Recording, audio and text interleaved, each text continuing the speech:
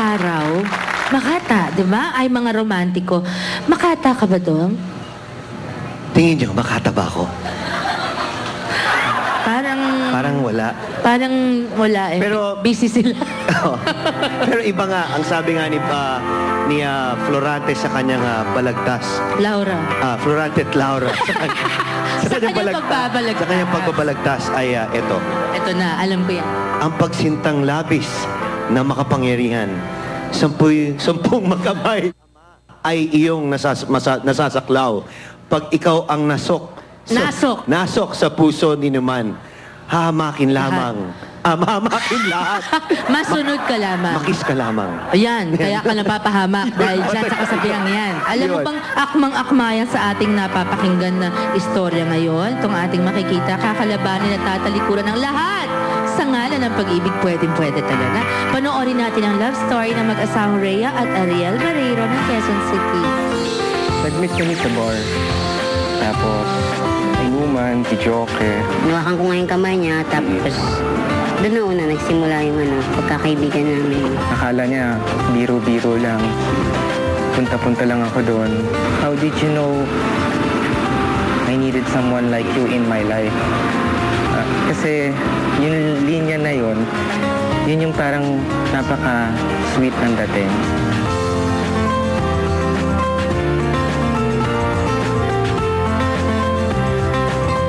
Nag-decide na ako na i-give up ang lahat na pag-aaral ko, saka yung trabaho, saka yung family ko para magsama lang kami. Nandiyan na yung wala kami makain.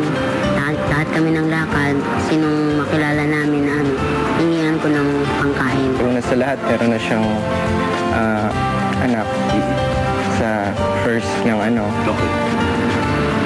So, yun yung mga tanong na mahirap sagutin. Mahirap kasi hindi ko pinaalam na magsasama na at pag-aasawa na ako. Yun, a year bago natanggap yung reason ko kung bakit ako umalis sa bahay.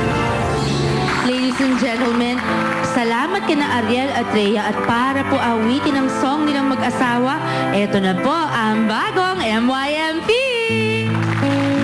Happy Valentine's po sa lahat.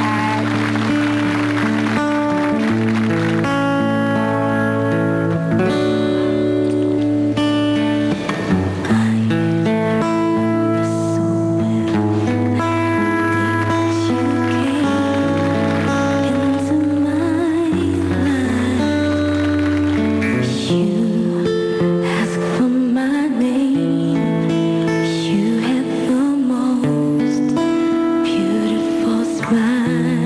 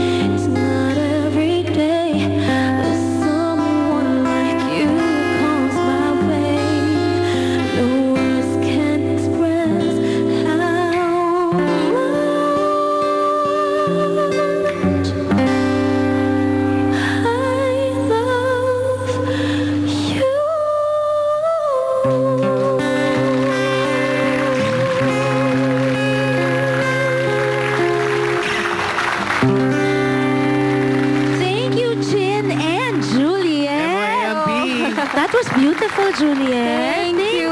Hi, Chin. And for you, long time no see. Thank you very much, Chin and Juliet. Thank At you mga po. kaibigan, stay in love and stay with us. Magbabalik po ang